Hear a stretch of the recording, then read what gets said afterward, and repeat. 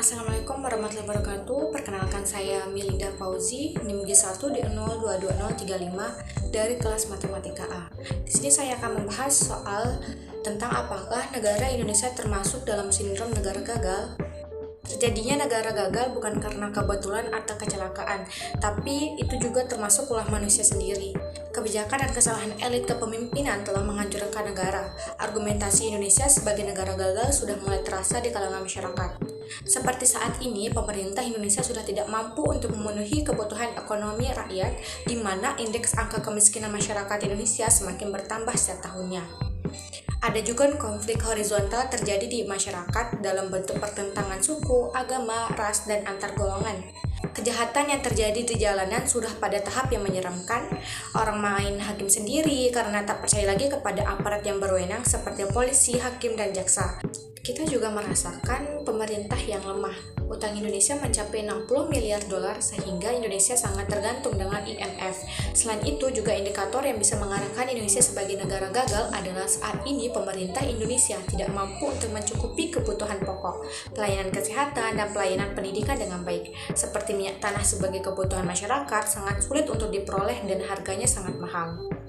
Masyarakat kecil di Indonesia juga tidak dapat untuk menikmati pelayanan kesehatan dengan baik. Hal ini juga diakibatkan oleh mahalnya biaya pengobatan dan jika menggunakan Askas pun masih terkesan setengah-setengah untuk dilayani oleh pemerintah.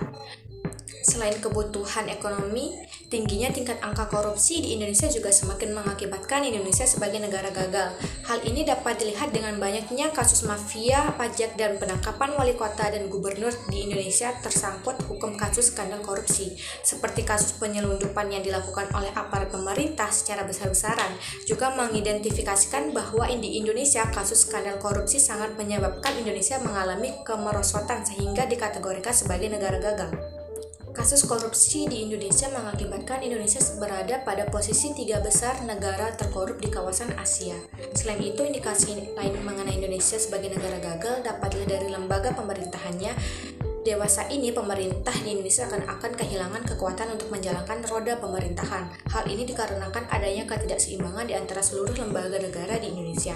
Selain itu juga, semakin tidak sinergisnya lembaga eksekutif, legislatif, dan yudikatif semakin mengidentifikasikan Indonesia sebagai negara gagal. Selain itu juga, secara konsep, pemerintah merupakan abdi rakyat Indonesia sudah mulai berubah di mana ketika seseorang tersebut memiliki kekuasaan, maka kepentingan dialah yang akan diwujudkan dengan cepat. Begitu juga dengan lembaga yudikatif yang harus bersifat independen dan mampu memberikan rasa keadilan bagi masyarakat.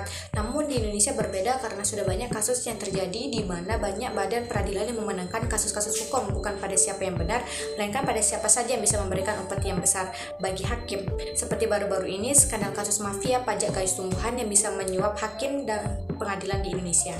Nah, kesemua tesis di atas tentu saja semakin menguatkan indikasi bahwa Indonesia negara gagal. Hal ini juga ditambah dengan ketidakpercayaan masyarakat terhadap kinerja pemerintah sehingga nantinya masyarakat akan lebih percaya pada kekuatan non-negara daripada pemerintah. Dan jika sudah sampai pada tahap ini, maka akan timbul masih tidak percaya masyarakat dan pemerintah dan tentu saja akan mengakibatkan Indonesia dikategorikan sebagai negara gagal. Nah, itu dia tadi penjelasan dari saya tentang apakah Indonesia termasuk sindrom negara gagal. Terima kasih. Wassalamualaikum warahmatullahi wabarakatuh.